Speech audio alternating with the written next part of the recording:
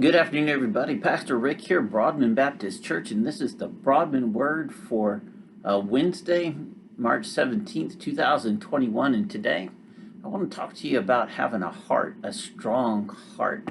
The psalmist from 73:26 tells us that my flesh and my heart may fail, but God is the strength of my heart and my portion forever. You know, a heart is an amazing thing. In the book, Wonderfully Made, actually fearfully and wonderfully made by Dr. Paul Brand, he makes an observation about hearts from a few different places. You know, a hummingbird heart only weighs a fraction of an ounce, but it beats 800 times a minute.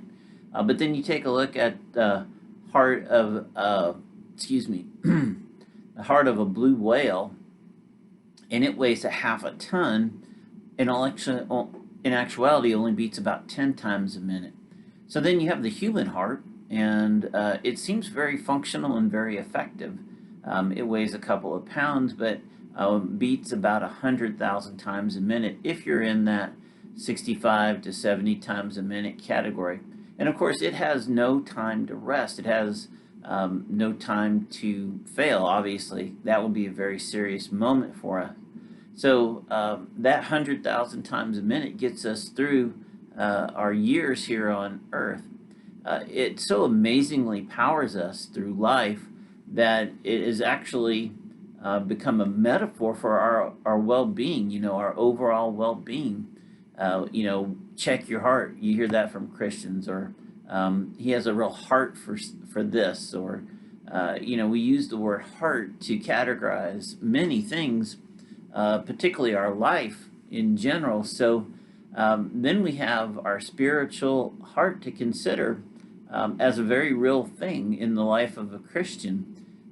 You know, in 73, that psalm that we just read, 73:26, the psalmist, who's by the name of Asaph, by the way, recognized that his heart, his strength, came from somewhere, someone else. And he wrote that, you know, my flesh and my heart may fail, but God is the strength of my heart and my portion forever. So I wonder if today we're considering our heart to be the real thing, that our spiritual heart to be the real thing in our lives that it truly is. Is your heart being powered by God? Is that truly the strength that you're using to get through a day? Is that how you're approaching your ministry?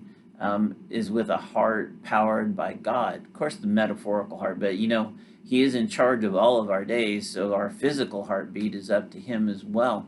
I just want us to consider that in these times, that it is the living God as our ultimate and our eternal strength, and nothing of this world. As we've been discussing in church, you know, understanding the purpose of a day, understanding our objective and our mission, heart and strength, courage and strength and heart, all play a very critical role here, because we need to know where to go for these things. And of course, it's God, and we can access God through prayer and devotional time, but through the living word that He left us with is probably the greatest source of inspiration for us to do that.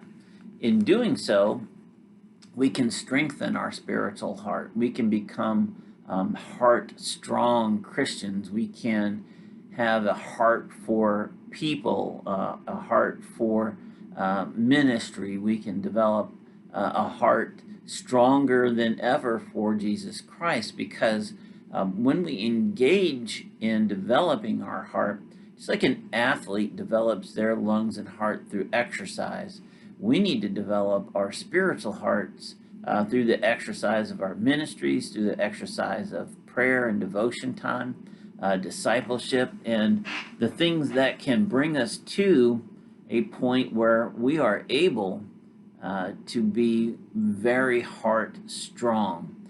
In our times of difficulty, in our times of challenge, in our times of success, we should discover that what Asaph discovered on his own through his struggles is that God is our true strength. God is where we can find the power for our hearts, and we can rest in that strength every day because God never takes a day off. God is never absent from us. God is never not providing for us, not guiding us. So if you want to have a spiritually strong heart that can be used to help you through your day, and can, in fact, define your Christian well-being, because we speak about heart often in the terms of, somebody's condition.